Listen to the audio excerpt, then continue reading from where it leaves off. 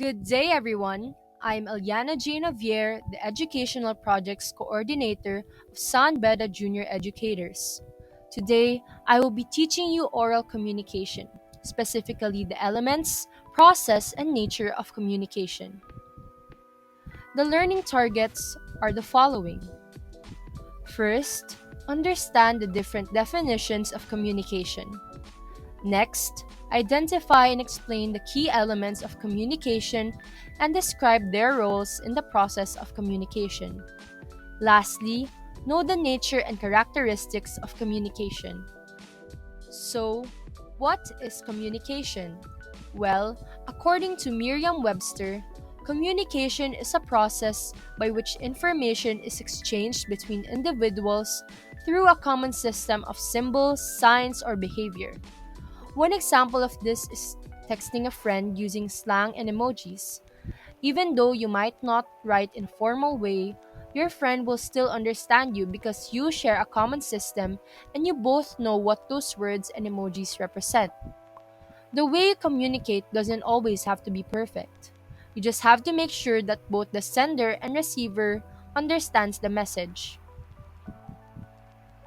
According to Carey 1992, communication is the creation and exchange of meaning, and a symbolic process whereby reality is produced, maintained, repaired, and transformed. One example of this is commenting on TikTok using inside jokes and trends. When we communicate with others, we're not just talking or listening, but we also try to create meaning out of words or symbols and try to understand them. In this example, these inside jokes would only make sense if you have knowledge of these trends.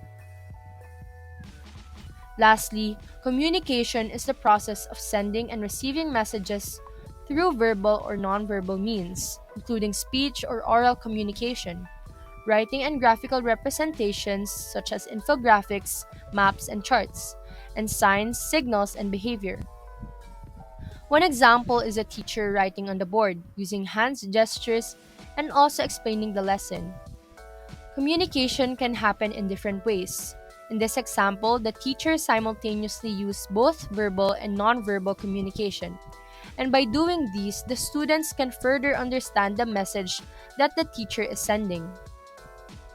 Now, we move on to the different elements of communication. First is the sender. The sender is the person who starts the communication process by creating and delivering a message. Their role is to effectively encode their thoughts or information and ensure that the message is clear. Next is the message. The message is the main idea or information or content that the sender wants to share with the receiver. It is the core of the communication process. It aims for the sender and receiver to have mutual understanding, and it also facilitates a response or feedback from the receiver back to the sender. Encoding is how the sender turns thoughts into words, symbols, or actions so the receiver can understand. For example, encoding is when you type a message in Messenger. The channel is the way the message travels. It is the pathway or medium. Some examples are texting or emailing. It can be verbal or nonverbal. Decoding, on the other hand, is how the receiver interprets and understands the message sent by the sender based on their own understanding. This process determines whether the intended message is accurately received or misunderstood. The receiver is the person who gets the message, processes it, and possibly responds. Their role is to analyze and, when necessary, respond to the message in a way that aligns with the sender's intent. The feedback is basically the receiver response to the message sent by the sender. This tells the sender if the message was understood correctly. It serves as a crucial tool for improving the effectiveness of future communication. Feedback is a must for healthy communication. Next is the context. This refers to the situation or setting where communication takes place. It does not only include physical environment, but it may also include social, cultural, emotional, and other factors that may influence how a message is sent and received. Lastly, the barrier is anything that gets in the way of clear communication. It is also called noise, and it can appear in the message, channel, and or the receiver. It can be internal, like a lack of confidence or anxiety, which is something that is hard to control.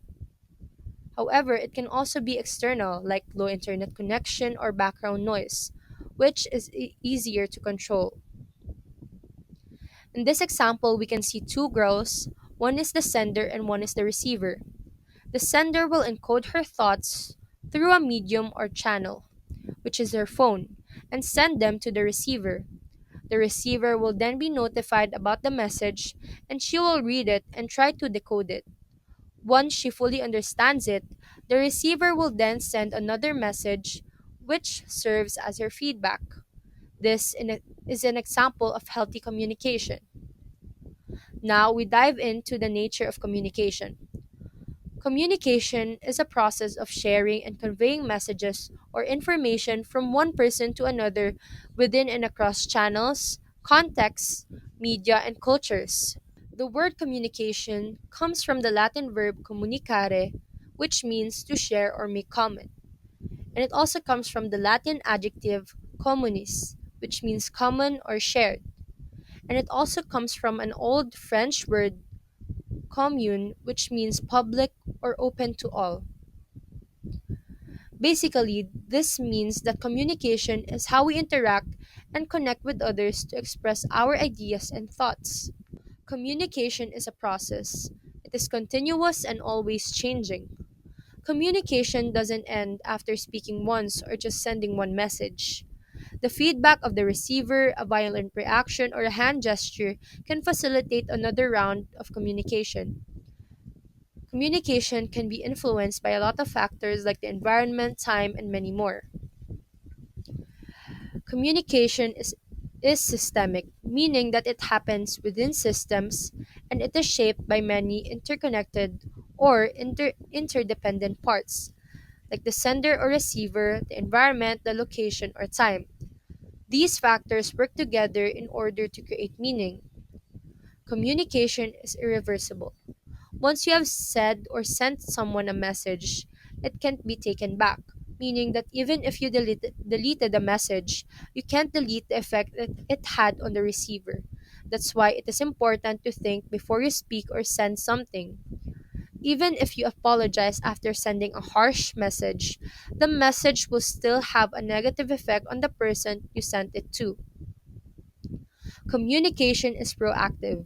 You just don't receive or listen to a message, but you actively try to understand, analyze, or interpret what it means. You try to question it. Next is communication is symbolic. When we communicate, we often use symbols. In real life, we use hand gestures or facial expressions when saying something. Online, we use emojis to represent how we feel. However, we must take into consideration that both communicators must understand what these symbols mean because, for example, giving a thumbs up means good job, but in other countries, it may mean a negative thing. Communication arises out of human needs. When we communicate, we can meet basic needs like to inform or share knowledge with others, to entertain, to act, and to inquire or ask questions and learn. Communication is deeply intertwined with human existence. It is an integral part of it. No matter how you say something, the main goal or the end goal of communication is to be understood. Because if the message you sent is not understood by others, then it is not real communication. You only produce noise. That is all for lesson 1, the elements, process, and nature of communication. Thank you, and that in all things, God may be glorified.